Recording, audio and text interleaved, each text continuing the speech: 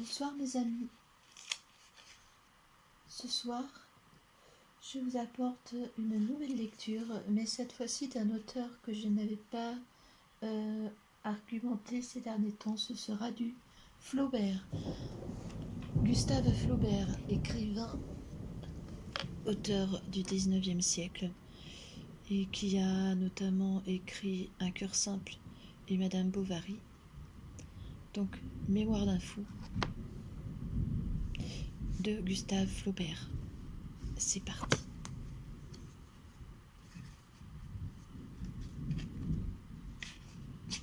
Mémoire d'un fou.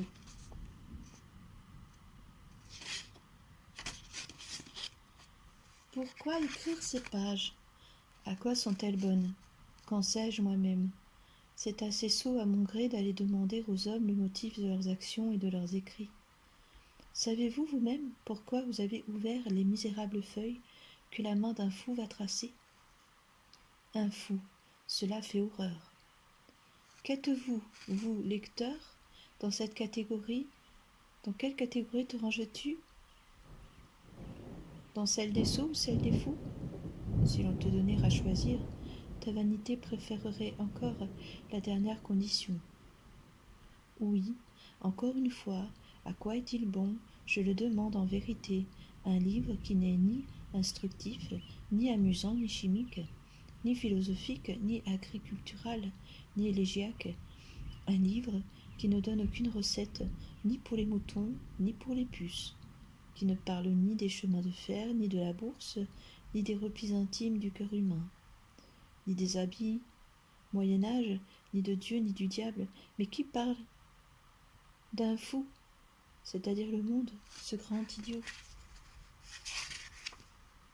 qui tourne depuis tant de siècles dans l'espace sans faire un pas, et qui hurle, et qui bave, et que s'y déchire lui-même.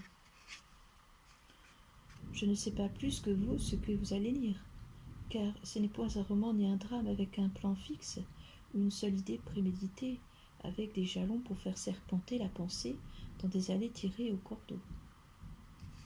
Seulement, je vais mettre sur le papier tout ce qui me viendra à la tête, mes idées avec mes souvenirs, mes impressions, mes rêves, mes caprices, tout ce qui passe par la pensée et dans l'âme. Du rire et des pleurs, du blanc et du noir, des sanglots partis d'abord du cœur et étalés comme de la pâte dans les périodes sonores, et des larmes délayées dans des métaphores romantiques. Il me pèse cependant à penser que je vais écraser le bec à un paquet de plumes, que je vais user une bouteille d'encre, que je vais ennuyer le lecteur et m'ennuyer moi-même. J'ai tellement pris l'habitude du rire et du scepticisme qu'on y trouvera, depuis le commencement jusqu'à la fin, une plaisanterie perpétuelle, et les gens qui aiment à rire pourront à la fin rire de l'auteur et d'eux-mêmes. On y verra comment. Il y faut croire au plan de l'univers, aux devoirs moraux de l'homme, à la vertu et à la philanthropie, mots que j'ai envie de faire inscrire sur mes bottes, quand j'en aurai, afin que tout le monde le lise et l'apprenne par cœur, même les vues les plus basses, les corps les plus petits, les plus rampants et les plus près du ruisseau.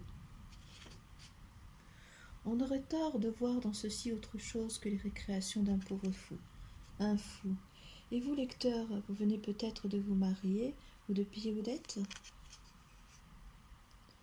Je vais donc écrire l'histoire de ma vie. Quelle vie? Mais ai-je vécu? Je suis jeune, j'ai le visage sans rides et le cœur sans passion. Oh, comme elle fut calme, comme elle paraît douce et heureuse, tranquille et pure. Oh oui, paisible et silencieuse comme un tombeau dont l'âme serait le cadavre. À peine ai-je vécu, je n'ai point connu le monde, c'est-à-dire, je n'ai point de maîtresse, de flatteur, de domestique, d'équipage. Je ne suis pas entrée, comme on dit, dans la société, car elle m'a paru toujours fausse et sonore, et couverte de clinquants, ennuyeuse et guindée. Or, ma vie, ce ne sont pas des faits, ma vie, c'est ma pensée. Quelle est donc cette pensée qui m'amène maintenant à l'âge où le monde sourit, se trouve heureux, où l'on se marie, où l'on aime, à l'âge où tant d'autres s'enivrent de toutes les amours, de toutes les gloires, alors que tant de lumière brille et que les verres sont remplis au festin, à me trouver seul et nu, froid à toute inspiration, à toute poésie, me sentant mourir, et riant cruellement de ma lente agonie. Comme cet épicurien qui se fait ouvrir les veines, se baigna dans un bain parfumé et mourut en riant. Comme un homme qui sort ivre d'une orgie qui l'a fatigué. Oh, comme elle fut longue cette pensée, comme une hydre, elle me dévora sous toutes ses faces. Pensée de deuil et d'amertume, pensée du bouffon qui pleure, pensée de philosophe qui médite. Oh oui, combien d'heures se sont écoulées dans ma vie, longues et monotones, à penser, à douter. Combien de journées d'hiver à la tête baissée devant mes tisons blanchis, au pâle reflet du soleil couchant. Combien de soirées d'été par les champs au crépuscule à regarder les nuages s'enfuir et se déployer, les blés se plier sous la brise, entendre les bois frémir, écouter la nature qui soupire dans les nuits. Oh, comme mon enfance fut rêveuse, comme j'étais un pauvre fou sans idée fixe, sans opinion positive. Je regardais l'eau couler entre les massifs d'arbres qui penchent leurs chevelures de feuilles et laissent tomber des fleurs. Je contemplais de dedans mon berceau, la lune sur son fond d'azur qui éclairait ma chambre et dessinait des formes étranges sur les murailles. J'avais des extases devant un beau soleil ou une matinée de printemps avec son brouillard blanc, ses arbres fleuris, ses marguerites sans fleurs. J'aimais aussi, et c'est un de mes plus tendres et plus délicieux souvenirs, à regarder la mer, les vagues, mousser l'une sur l'autre. La lame se brisait en écume, s'étendre sur la plage et crier en se retirant sur les cailloux et les coquilles. Je courais sur les rochers, je prenais le sable de l'océan que je laissais s'écouler au vent entre mes doigts. Je mouillais des varechs et j'aspirais à pleine poitrine cet air salé et frais de l'océan qui vous pénètre l'âme de tant d'énergie, de poétique et large pensée. Je regardais l'immensité, l'espace, l'infini, et mon âme s'abîmait devant cet horizon sans bornes.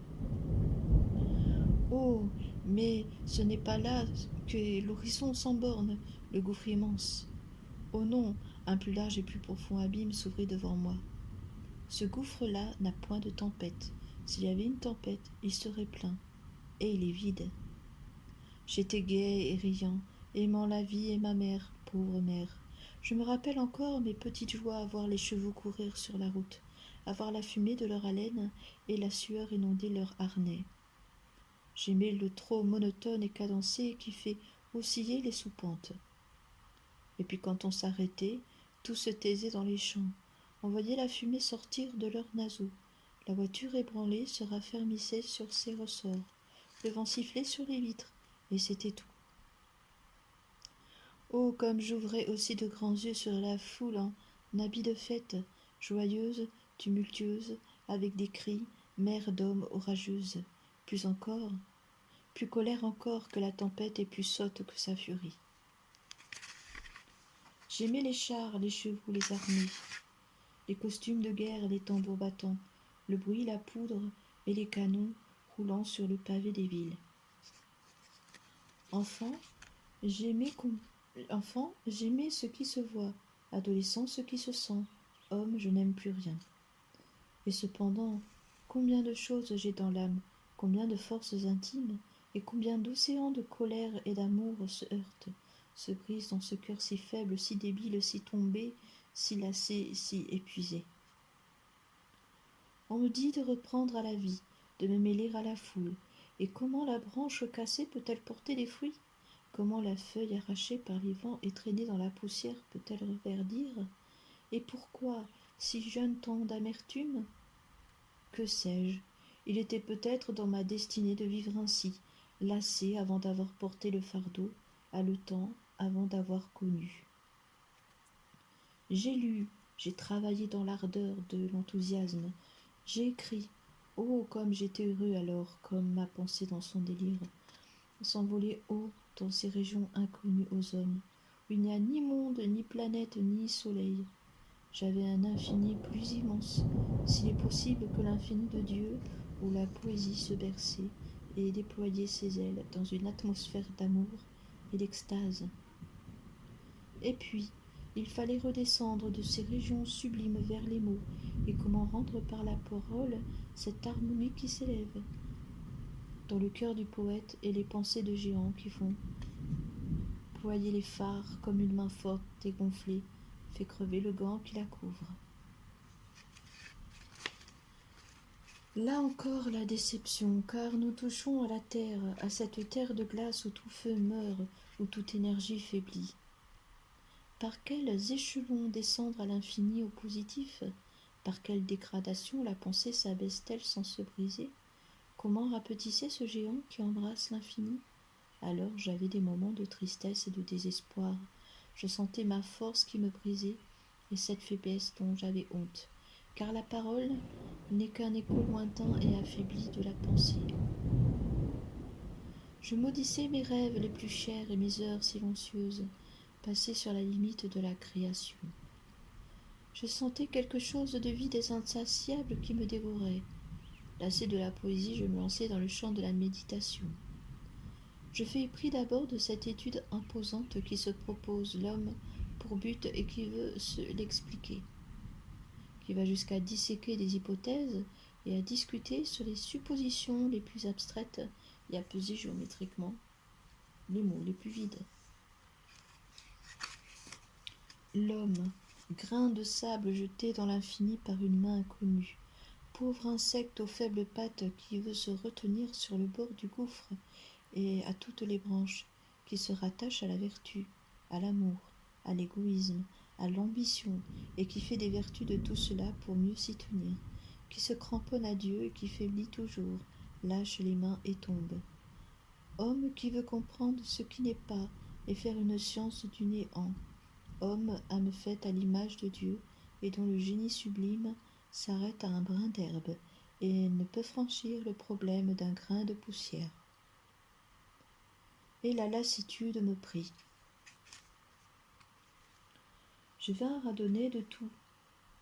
Jeune, j'étais vieux, mon cœur avait des rides, et en voyant des vieillards encore vifs, pleins d'enthousiasme et de croyance, je riais amèrement sur moi-même, si jeune, si désabusé de la vie, de l'amour, de la gloire, de Dieu, de tout ce qui est, de tout ce qui peut être. J'eus cependant une horreur naturelle avant d'embrasser cette foi au néant. Au bord du gouffre, je fermai les yeux, j'y tombai. Je fus content, je n'avais plus de chute à faire, j'étais froid et calme comme la pierre d'un tombeau. Je croyais trouver le bonheur dans le doute. Insensé que j'étais, on y roule dans un vide incommensurable.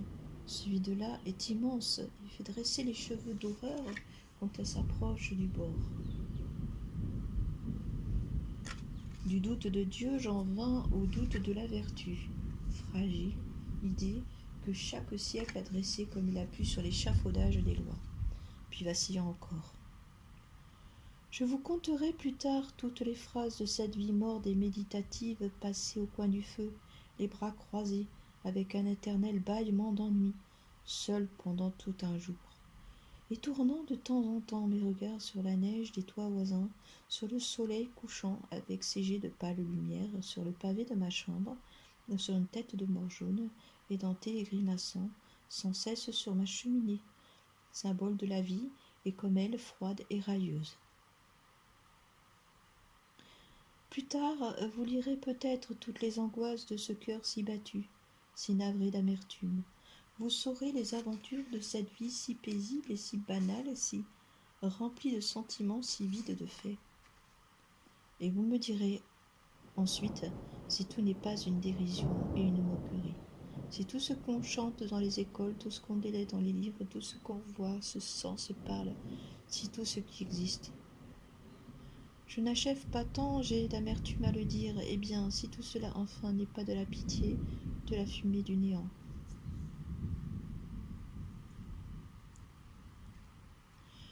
Je fus au collège dès l'âge de 10 ans, et j'y contractai de bonnes heures une profonde aversion pour les hommes. Cette société d'enfants est aussi cruelle pour ses victimes que l'autre petite société, celle des hommes. Même injustice de la foule, même tyrannie des préjugés de la force, même égoïsme, quoi qu'on en ait dit, sur les désintéressement et la fidélité de la jeunesse. Jeunesse, âge de folie et de rêve. de poésie et de bêtise, synonyme dans la bouche des gens qui jugent le monde sainement. J'y fus froissé dans tous mes goûts, dans la classe, pour mes idées, aux récréations, pour mes penchants de sauvagerie solitaire. Dès lors, j'étais un fou. J'ai vécu donc seul et ennuyé, tracassé par mes maîtres et raillé par mes camarades. J'avais l'humeur railleuse et indépendante, et ma mordante et cynique ironie n'épargnait pas plus le caprice d'un seul que le despotisme de tous. Je me vois encore assis sur les bancs de la classe, absorbé dans mes rêves d'avenir, pensant à ce que l'imagination d'un enfant peut rêver de plus sublime.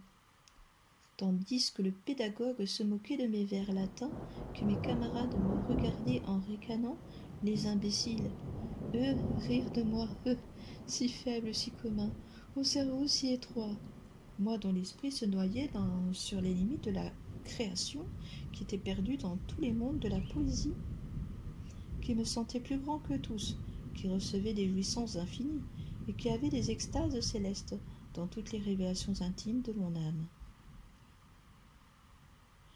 Moi, qui me sentais grand comme le monde et qu'une seule de mes pensées, si elle eût été de feu comme la foudre, eût pu réduire en poussière pauvre fou. Je me voyais jeune à 20 ans, entouré de gloire. Je rêvais de lointains voyages dans les contrées du sud. Je voyais l'Orient et ses sables immenses, ses palais que foulent les chameaux et leurs clochettes d'airain. Je voyais les cavales bondir vers l'horizon, rougir par le soleil. Je voyais des vagues bleues, un ciel pur, un sable d'argent.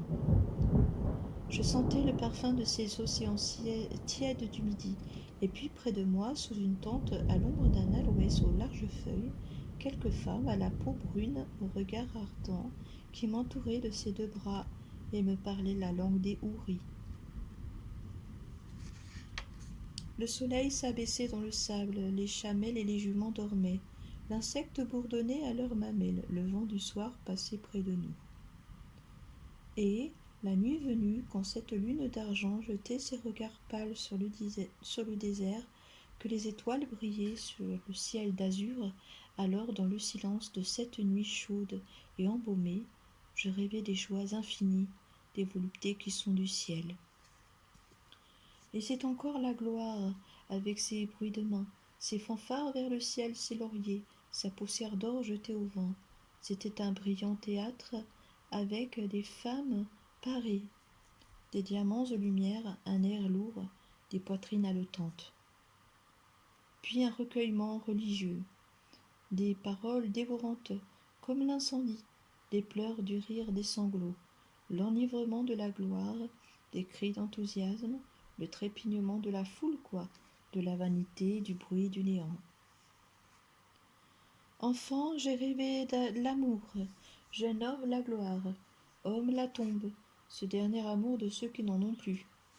Je percevais aussi l'antique époque des siècles qui ne sont plus et des races couchées sous l'herbe. Je voyais la bande de pèlerins et de guerriers marcher vers le calvaire. Ils s'arrêtaient dans le désert, mourant de faim, implorant ce Dieu qui allait chercher. Et lassé de ces blasphèmes, marchait toujours vers cet horizon sans bornes. Puis lasse, haletante, arrivait enfin au but de son voyage, désespérée et vieille, pour embrasser quelques pierres arides, hommage du monde entier. Je voyais les chevaliers courir sur les chevaux couverts de fer comme eux, et les coups de lance dans les tournois. Et le pont de bois s'abaisser pour recevoir le seigneur suzerain qui revient avec son épée rougie et des captifs sur la croupe de ses chevaux. La nuit encore dans la sombre cathédrale, toute la nef ornée d'une guirlande de peuple qui monte vers la voûte, dans les galeries, avec des chants, des lumières qui resplendissent sur les vitraux, et dans la nuit de Noël, toute la vieille ville avec ses toits aigus, couverts de neige, s'enluminait et chantait. Mais c'était Rome que j'aimais, la Rome impériale, cette belle reine se roulant dans l'orgie, salissant ses nobles vêtements du vin de la débauche, plus fière que de ses vices qu'elle ne l'était de ses vertus. Néron, Néron avec ses chars de diamants volant dans l'arène, ses 1000 voitures, ses amours de tigres et ses festins de géants. Loin des classiques leçons, je me reportai vers tes immenses voluptés, tes illuminations sanglantes, tes divertissements qui brûlent, Rome. Et, bercé dans ces vagues rêveries, ces songes sur l'avenir, emporté par cette pensée aventureuse, échappé comme une cavale sans frein qui franchit les torrents, escalade les monts et vole dans l'espace. Je restai des heures entières, la tête dans mes mains, à regarder le plancher de mon étude, où une araignée jetait sa toile sur la chair de notre maître. Et quand je me réveillai avec un grand œil béant, on riait de moi. Le plus paresseux de tous, qui jamais n'aurait une idée positive, qui ne montrait aucun penchant pour aucune profession, qui serait inutile dans ce monde où il faut que chacun aille prendre sa part du gâteau, et qui enfin ne serait jamais bon à rien, tout au plus à faire un bouffon, un montreur d'animaux ou un faiseur de livres. Quoique d'une excellente santé, mon genre d'esprit, perpétuellement froissé par l'existence que je menais et par le contact des autres, avait occasionné en moi une irritation nerveuse qui me rendait véhément et emporté, comme le taureau malade de la piqûre des insectes. J'avais des rêves, des cauchemars affreux. Oh, la triste et maussade époque, je me vois encore errant, seul dans les longs corridors blanchis de mon collège, à regarder les hiboux et les corneilles s'envoler des combles de la chapelle, ou bien, couché dans ces mornes dortoirs éclairés par la lampe dont l'huile se gelait, dans les nuits, j'écoutais longtemps le vent qui soufflait lugubrement dans les longs appartements vides et qui sifflait dans les serrures, en faisant trembler les vitres dans leur châssis. J'entendais les pas de l'homme de ronde qui marchait lentement avec sa lanterne, et quand il venait près de moi, je faisais semblant d'être endormi, et je m'endormais en effet, moitié dans les rêves, moitié dans les pleurs. Eh bien, mes amis, pour ce soir, je vais m'arrêter là. Je ne manquerai pas de vous lire la suite. Dans tous les cas, j'espère que cet enregistrement vous a plu. Faites-le moi savoir, au cas où. Dans tous les cas, je vous souhaite que du bonheur. Prenez soin de vous. Je vous embrasse. Bisous.